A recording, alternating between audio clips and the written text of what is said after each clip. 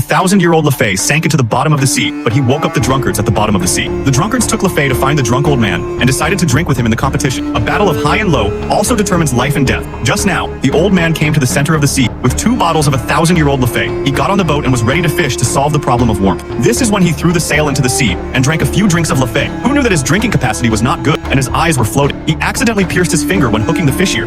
Angry, he threw the fish ear and drank Lafite. But the more he drank, the more addicted he was, and he drank a bottle directly. As a result, he fell asleep on the boat. At this time, the ship suddenly tilted, causing the fish to fall off and wake up the old man. Looking at the fish drop into the sea, the old man felt drunk and confused, so he angrily opened the empty bottle and even threw the unopened bottle into the sea. When Lafite gradually sank into the bottom of the sea, he accidentally woke up the drunkards at the bottom of the sea. The old man who had no wine was very bored. At this time, a little bird attracted him. The little bird looked at the old man curiously, and the old man reached out to try a little bird to get him up. Suddenly, a bottle of Lafite was thrown on the table. The old man was stunned by the scene in front of him. It turned out to be the drunkards at the bottom of the sea. He looked at this bottle of Lafite for 1,000 years and asked the old man, "Is this wine thrown by you?" At this time, the old man was so scared that he dared not speak. The drunkard saw that the old man had no response and decided to drink with him, and told the old man about this game. Then the drunkard took out 2 glasses. He opened the bottle and filled it with Lafite and gave it to the old man. The drunkard was very curious about how good the wine was, and then he drank it. Looking at the drunkard's Lafite, the old man drooled. At this time, the drunkard told the old man that he had never seen such a delicious Lafite. Then he handed the glass to the old man and kept urging the old man to drink. Angry old man, "Don't you like to drink?" The old man, who couldn't stand the temptation, was eventually fooled by the drunkard. He drank up a glass of wine. Until then, their drinking game officially began. The drunkard gave him a glass after another, and the old man did not resist. They drank for 3 hours in a straight line of the drunkard. The two had fallen asleep, but the drunkard was not human after all. Soon he woke up again. He filled the wine and continued to let the old man drink. At this time, the bird flew to the drunkard's shoulder. The old man kindly reminded him, but the drunkard slapped the bird to death, and even took out a bottle of Lafite to let the old man continue to play with him. Faced with the unyielding drunkard in front of him, the old man began to resist. He picked up the chair and knocked down the drunkard directly. But the unconscious drunkard did not forget to drink, even if he became smashed. Because of the body trauma, the glass on the drunkard's body began to fall. He wanted to drink but could not reach it.